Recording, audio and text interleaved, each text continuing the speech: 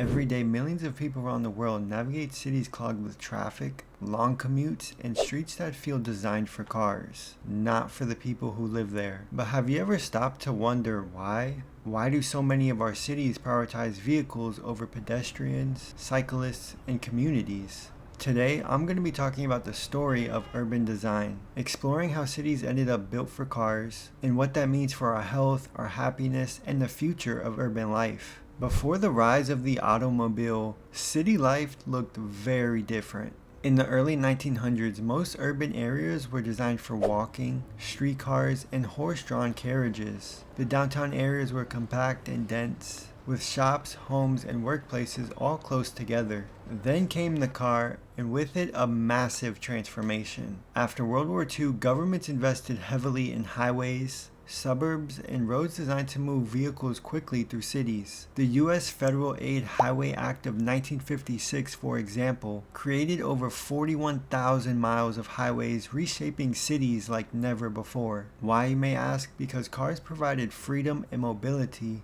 but also economic growth. Cars symbolized progress, and planners bought into that vision. But this shift came at a cost. The car-centric design led to an urban sprawl, neighborhood fragmentation, and a decline in public transport use. Consider Los Angeles, once a small city built around streetcars and walkable neighborhoods. Today, it's infamous for gridlock, with its sprawling highways and neighborhoods designed almost exclusively for driving. Designing cities primarily for cars has profound impacts on individuals and communities. First, there's health. Cities built for driving discourage walking and cycling, contributing to sedentary lifestyles, obesity, and chronic illnesses like heart disease and diabetes.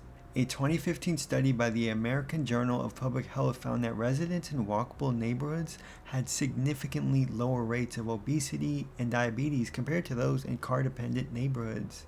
And second, it harms the environment. Cars are a major source of air pollution and greenhouse gas emissions. Traffic congestion wastes millions of hours and billions of gallons of fuel every year. And third, it fractures communities. Highways and roadways often cut through neighborhoods, creating physical and social barriers. This can lead to economic segregation and reduce social interaction. The construction of the Cross Bronx Expressway in New York City in the 1950s displaced thousands of residents and disrupted vibrant communities, causing long-lasting damage to the area's social fabric. If car-centric design is so problematic, why does it persist? There are a few key reasons. Political and economic power. Auto manufacturers, oil companies, and construction industries have huge influence on urban planning decisions. Building highways and roads creates jobs and boosts the economy in the short term. Number 2 is cultural values. Cars are deeply tied to ideas of freedom, status, and personal identity. Especially in countries like the US, the idea of owning a car is like a milestone for adulthood. And number 3 is suburbanization and zoning laws.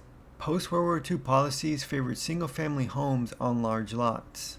Separated from commercial areas, this zoning makes public transport and walkability challenging. And number 4 is infrastructure inertia. You see, once highways and roads are built, it's expensive and politically difficult to remove or redesign them. But thankfully, many cities are starting to rethink this approach. Urban planners, architects, and citizens are pushing for designs that prioritize people over cars, creating walkable neighborhoods, expanding public transport, and adding some bike infrastructure. Take Copenhagen, Denmark, for example, consistently ranked as one of the world's most livable cities. Over 60% of residents commute by bike or public transport. The city has invested heavily in safe bike lanes and pedestrian zones. In New York City, the transformation of Times Square into a pedestrian plaza has increased foot traffic, reduced accidents, and improved air quality. Even smaller steps like adding narrowing roads, adding street trees, or improving sidewalks can make a huge difference in encouraging walking and community interaction.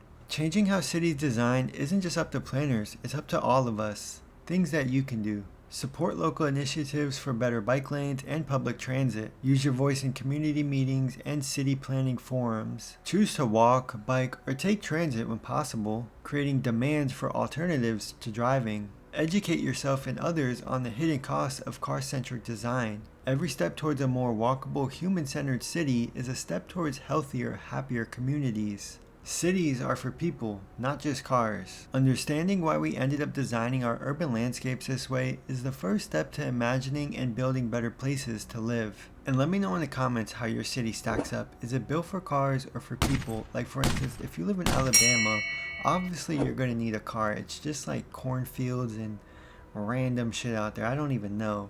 But if you live in Denmark, where 60% of the population uses public transit, I don't know. I'm just really curious, and peace out.